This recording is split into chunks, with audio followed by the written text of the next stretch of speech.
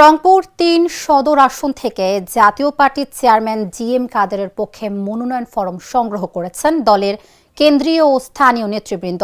রোববার দুপুরে রংপুর আঞ্চলিক নির্বাচন কার্যালয় থেকে মনোনয়নপত্র সংগ্রহ করেন জাপা কো চেয়ারম্যান ও সাবেক মেয়র মোস্তাফিজার রহমান মোস্তফা। রংপুরে জিএম কাদেরের মনোনয়নপত্র তোলার মধ্য দিয়ে ত্রয়োদশ জাতীয় সংসদ নির্বাচনে অংশগ্রহণের আনুষ্ঠানিক যাত্রা শুরু করল দলটি। তবে ৩০০ আসনে মনোনয়ন দেয়া নিয়ে প্রার্থী বাছাই কার্যক্রম চলমান রয়েছে। দলের চেয়ারম্যানের পক্ষে মনোনয়ন তুললেও নির্বাচনের লেভেল প্লেয়িং ফিল্ড নিয়ে সংশয় প্রকাশ করেছেন নেতারা।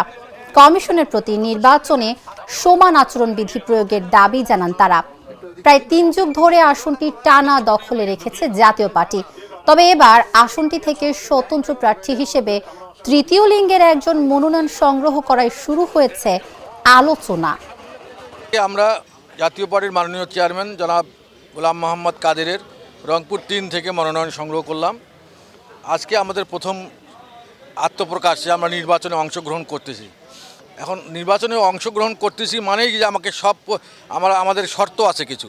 যদি লেভেল প্লেয়িং ফিল্ড থাকে, যদি সব দল এই নির্বাচনে স্বাচ্ছন্দ্যে অংশগ্রহণ করতে পারে, সবার প্রতি নির্বাচন কমিশনের যে আচরণবিধি সেটা সব প্রার্থীর প্রতি যদি সমানভাবে ইমপ্লিমেন্ট করা হয়, তাহলে জাতীয় পার্টি আমরা একটা নির্বাচন করব ইনশাল্লাহ।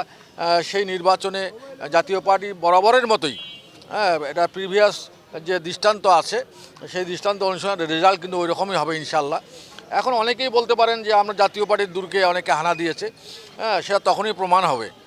তখন প্রমাণ করাটা সুযোগ দিতে হবে। জাতীয় পার্টির যে জনসমর্থন হ্রাস পাইছে বা বৃদ্ধি পেয়েছে তার প্রমাণের হিসাবে তো একটা নির্বাচন, জনগণের মতামত, আমরা সঠিক প্রতিফলন চাই।